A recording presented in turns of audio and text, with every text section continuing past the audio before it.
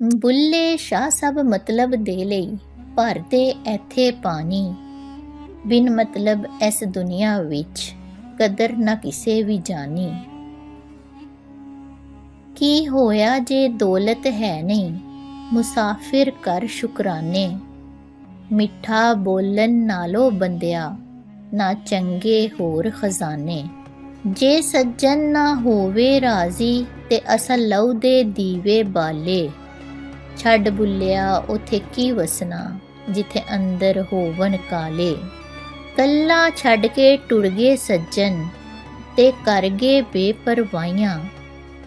ਮੁੱਦਤਾਂ ਹੋਈਆਂ ਸੁੱਖ ਦੀਆਂ ਘੜੀਆਂ, ਫੇਰ ਨਾ ਮੁੜ ਕੇ ਆਈਆਂ।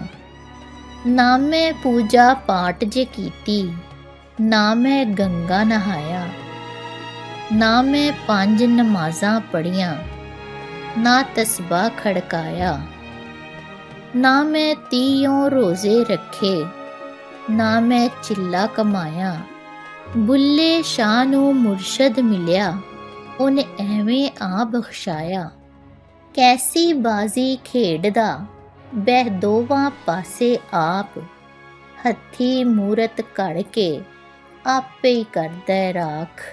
ਨੀਵਾਂ ਰਹਿ ਕੇ ਚੱਲ ਬੰਦਿਆ, ਸਮੇਂ ਦੀ ਸੱਟ ਕੜਾਰੀ ਏ। ਆਪਣੇ ਦਮ ਤੇ ਜਿਉਣਾ ਮਾੜਾ ਨਹੀਂ, ਪਰ ਬਹੁਤੀ ਮੈਂ ਵੀ ਮਾੜੀ ਏ।